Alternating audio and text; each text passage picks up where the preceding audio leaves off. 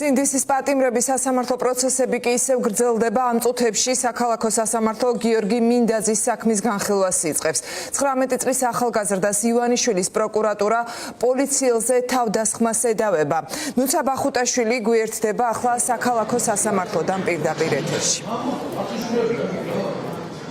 Დიახთამარ წუთი-წუთზე უნდა დაიწყოს სინდისის კიდევ ერთი პატიმრის გიორგი მინდაძის სასამართლო პროცესი. სასამართლოში სხდომები უკვე არის არსებითი განხილვის ეტაპზე გადასული. შესაბამისად დღეს მოსამართლე ნინო გალუსტიშვილმა უნდა იმსჯელოს გიორგი მინდაძის სისხლის სამართლის საქმესთან დაკავშირებით.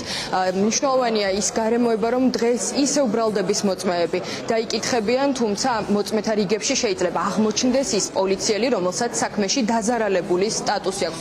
გიორგი მინდაძე პოლიცielis ჯანმრთელობის განზრახ დაზიანებას ედავებიან, რაც სისხლის სამართლის დანაშაულია და 4-დან 7 წლამდე პატიმრობას ითვალისწინებს. ადვოკატის შეფასებით საქმეში პროკურატურას არ აქვს არანაირი მყარი მტკიცებულება, წარმოდგენილი არის მხოლოდ შინაგან საქმეთა სამინისტროს თანამშრომლები და რამდენიმე წამიანი ვიდეო, რომელიც არსებითად არაფერს ადასტურებს. თავის მხრივ დაცვის მხარესაც ჰყავს მოწმეები, რომლებიც მოგვიანებით დაიკითხებიან ასევე სასამართლო სხდომათა დარბაზში. მნიშვნელოვანი არის ასევე ნანი წულაიას პოზიცია გიორგი მინდაძის დედის, რომელმაც ჩვენთან საუბრისას განაცხადა, რომ სასამართლო არის ერთადერთი ადგილი, სადაც მისი შვილის ნახვის შესაძლებლობა აქვს. გიორგი მინდაძის დედა ნანი წულაია ვერ ახერხებს სასჯელ აღსრულების დაწესებულებაში 24 საათიანი პაემით სარგებლობას და საკუთარი შვილის მონახულებას, რადგან მას სანამ გიორგი მინდაძე 18 წლის იყო, ჰქონდა მეურვის სტატუსი, ხოლო სრულწლოვანების შემდეგ ეს სტატუსი გაუქმდა. შესაბამისად ბიუროკრატიული პრობლემების გამო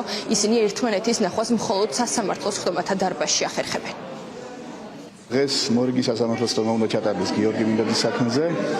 რამოდენიმე მოწმე დარჩენილი ბრალდების მხარიდან, თუმცა ჩვენთვის გაუგებარია თუ რომელი მოწმე დაიკითხება დღეს. საქმე არის არსებითი განხილვის ეტაპზე, ჩვენი პოზიცია გახლავთ გიორგი მინდაძე თავს არ ცნობს დამნაშავედ. დიახ, დაცვის მხარესაც ყავს რამოდენიმე მოწმე, რომელიც დაიკითხებიან ბუნებრივია და მიაწოდებენ სასამართლოს ინფორმაციას.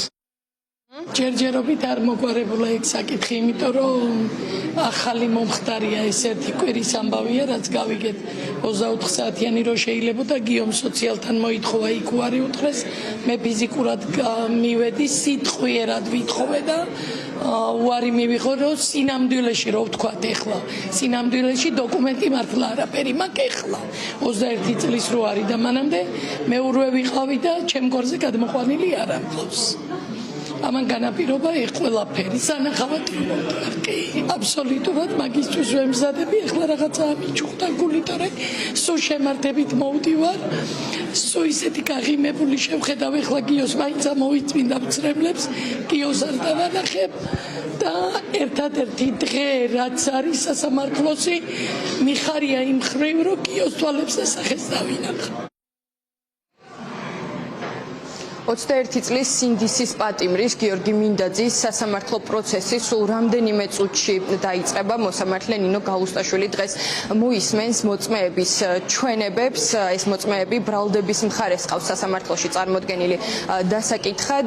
ჩვენ ვრჩებით ადგილზე და მოვლენების განვითარების შესაბამისად დაგიბრუნდებით. მანამდე კი შეგახსენებთ, რომ იმ შემთხვევაში თუ კი სახელმწიფო ბრალდების მიერ წაყენებული ბრალდება დაუმტკიცდება სინდისის პატიმარ გიორგი მინდაძეს, მას 4-დან 7 წლამდე თავისუფლების აღკვეთა ემუქრება.